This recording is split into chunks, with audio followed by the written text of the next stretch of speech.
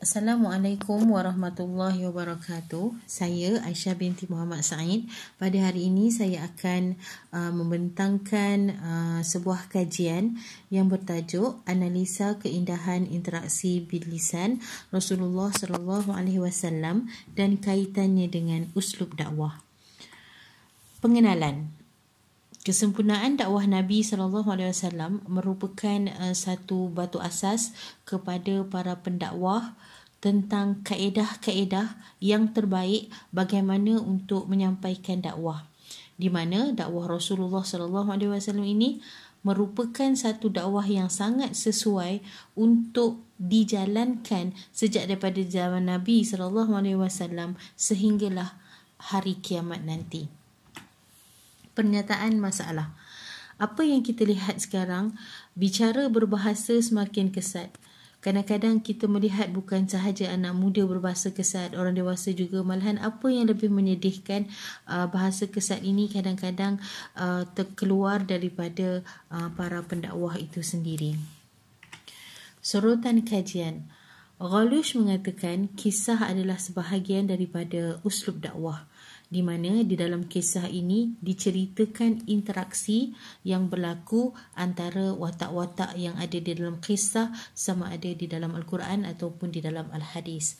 Fauzi Diraman pula mengatakan semasa kita berinteraksi dengan hadis, kita perlu berhati-hati di dalam memilih hadis kerana dibimbangi hadis yang kita bawa, hadis yang kita jadikan hujah merupakan interaksi hadis yang tidak sahih.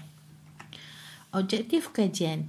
Kajian ini mempunyai dua objektif. Yang pertama, menganalisa keindahan interaksi bilisan Rasulullah SAW, dan yang kedua, menghubung kait keindahan interaksi bilisan Rasulullah SAW dengan uslub dakwah. Analisa keindahan interaksi bilisan Rasulullah SAW.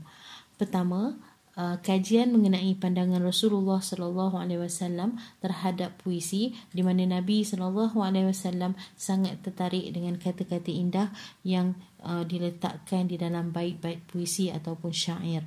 Yang kedua, kajian mengenai himpunan Al-Amsal An-Nabawiyah, kajian terhadap uslub Nabi ke arah peningkatan at-tarbiyah ar-ruhiyah, di mana di dalam kajian ini dihimpunkan perumpamaan-perumpamaan yang dibawa oleh Nabi SAW bagi tujuan pentarbiyahan ataupun pendidikan rohani. Kajian seterusnya adalah berkenaan kedudukan as-sunnah di dalam ilmu tata bahasa Arab, di mana keindahan as-sunnah turut dijadikan rujukan di dalam tata bahasa Arab.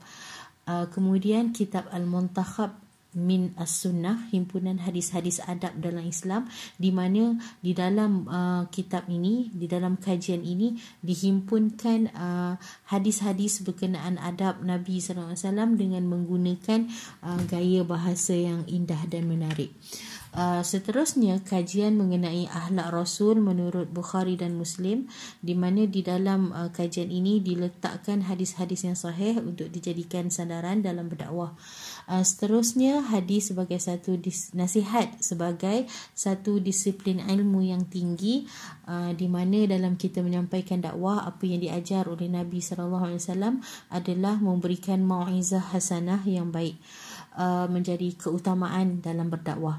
Seterusnya, kajian bertajuk Nabi Muhammad SAW berjalan, rahmat Al-Quran berjalan, rahmat bagi seluruh alam, di mana Nabi SAW itu sendiri merupakan rujukan yang paling tepat berkenaan dengan Islam, dan kehadiran baginda Rasulullah SAW merupakan rahmat bagi seluruh alam. Kajian seterusnya adalah dialog bersama Rasulullah SAW. As-sahabat yas'aluna wa rasul yujib, di mana di dalam kajian ini diletakkan dialog-dialog interaksi bilisan Rasulullah SAW, dan diletakkan di situ pertanyaan daripada para sahabat, dan Nabi menjawabnya dengan satu jawapan yang sangat memuaskan hati, menarik dan sampai mesejnya. Okay, itu antara analisa keindahan interaksi Rasulullah SAW berdasarkan kepada kajian-kajian yang dilakukan oleh para sarjana.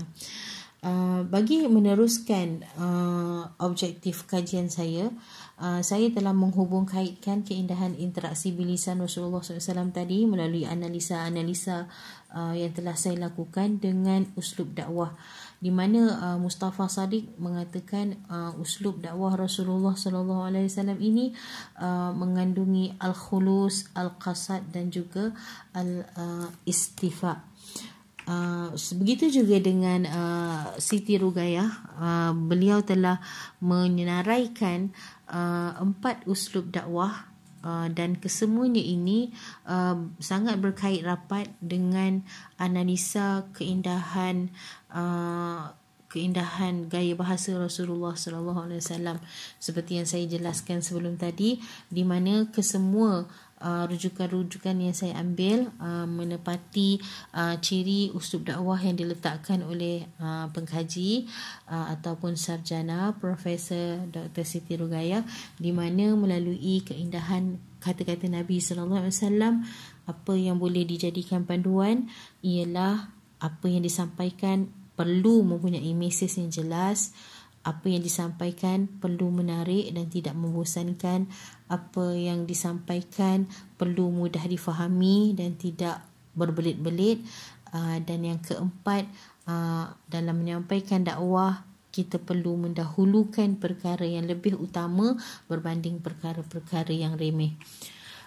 Perbincangan melalui apa yang diterangkan di dalam kajian ini, kita dapat lihat dengan jelas keindahan interaksi Rasulullah SAW sangat berkait rapat dengan uslub dan pendekatan dakwah, di mana dakwah itu sendiri menu utamanya adalah interaksi bil lisan. Kesimpulan, apabila interaksi digunakan dengan baik melalui gaya berbahasa yang tinggi nilainya, maka akan terselah keelokan dan kesempurnaan Islam dalam menyeru manusia ke arah amar ma'ruf dan nahi mungkar. Apabila kita berinteraksi dengan baik menggunakan keindahan-keindahan yang ditonjolkan oleh Nabi SAW, maka secara tidak langsung kesempurnaan Islam itu akan terselah, dan secara tidak langsung juga dakwah dalam Islam itu dapat diterima baik oleh masyarakat. Untuk itu, sekian sahaja daripada saya. Sekian, Assalamualaikum warahmatullahi wabarakatuh.